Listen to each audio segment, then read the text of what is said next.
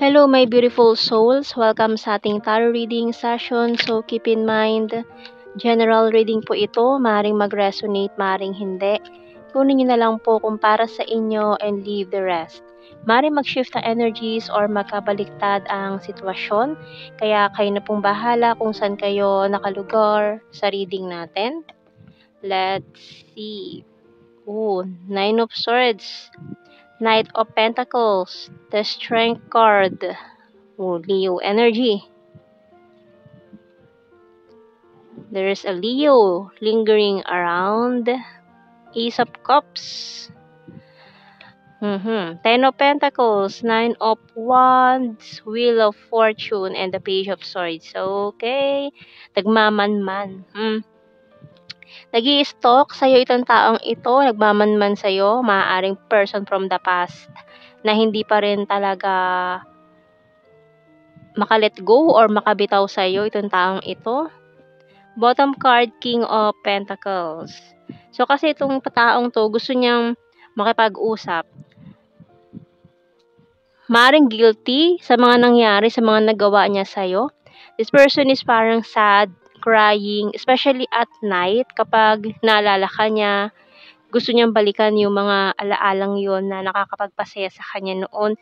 Pinagsisihan na yung mga ginawa niyang desisyon na hindi maganda ang kinahinatnan nitong mga desisyon na to. Okay, so parang asking for your forgiveness ang peg nitong taong to. Tingnan natin, talaga nag-uumapaw ang emotions, waterfalls. Crying over you, ganyan, candle, manifesting na magkaroon kayo ng conversation, kausapin mo siya, maalala mo siya, na sana hinihiling niya na maalala mo pa rin siya. And kahit saglit na sumagi man lang daw siya sa isip mo. Ayan, magnifying glass, the ring, clover, and bottom card natin, shoes. Shoes. Divine counterpart energy. So, tingnan natin the hidden truth oracle cards. Lalo na kasi kung twin flame journey itong pinagdadaanan nyo nitong taong to. Ayan, can't stop thinking about you. Hindi ka maalis sa isip niya. I know that I crossed the line with you.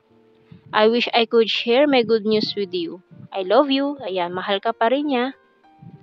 And I know I messed up everything. Maraming sinabotahin niya itong naging connection nyo.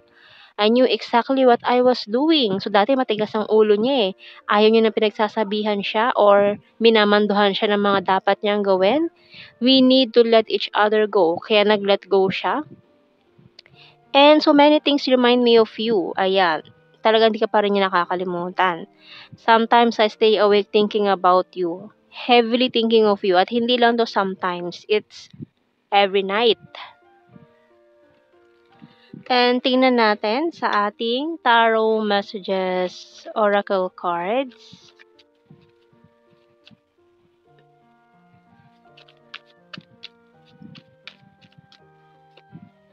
Business is business. So, maaaring ngayon is nagpo-focus na lang siya sa business niya. Pinipilit niyang pagurin yung sarili niya para lang makalimutan ka. Pero wala eh. Lagi pa rin nasa isip niya, you're so hot, giving up. Ilang beses na siya nag-give up eh. Parang sinabi niya wala ng pag-asa, pero talagang yung puso niya umaasa pa din. I want commitment. Letting you go, walking away. So, ay nag-let go, nag-walk away na siya. Pero, still, this person is looking for you. Can't decide. Maaaring ikaw ito undecided kung ano ba talaga ang kahihinatnan pa ng relasyon or ng connection na ito. I'm a liar kasi parang napagod ka na sa mga kasinungalingan niya noon and I will fight for you. Ayan. Tingnan natin bottom card. Sorry, I'm wasted. So lagi pa rin siya siguro parang lango sa alak, ganyan. Kasi feeling sorry, self-pity, ganun. Tingnan natin, ano bang message ng archangels? Comfort. Ay, teka lang. Balik natin. Kasi yung dalawa. Agad. Ayan. So, ito, Wreath by Archangel Raphael. Take several deep breaths and exhale slowly to awaken your energy and to release old patterns. Okay. And tingnan natin sa mga initials. So, deep breathing, ganyan, lalo kung nakaka-stress, na-stress ka na sa mga nangyayari sa buhay mo. Ayan, tingnan natin sa initials to. We have letter M, N, R, F, T, W, X, Z, V. Bottom card, H. Okay. So, tingnan natin sa ating blue card. So, we have here Chaser. Gustong-gusto niya maghabol sa'yo eh. Ayan, true love. Talagang para sa kanya, naramdaman niya sa'yo yung true love na yon. And ayan nga, may mga twin flames energy tayo dito. Kaya ang lakas na naman ng energies ng twin flames. So, tingnan natin sa ating general signs and the messages. So, we have here kind-hearted, athletic, Cancer sign, province, May, South PH, perfect smile, ex-lover, summer, peace offering, gusto niya magbigay, flower, ayan, neighbor, popular, Virgo, city, has a dirty sense of humor, June, March, dimple, food lover, December, July, and air sign. Ayan.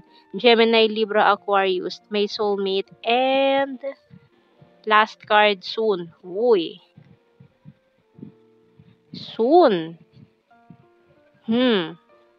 Soon, this person will make a move. Ayan. So, yan ang ating reading, my beautiful souls. Thank you for watching. Take care, and God bless. See you in our next reading, guys. Bye-bye.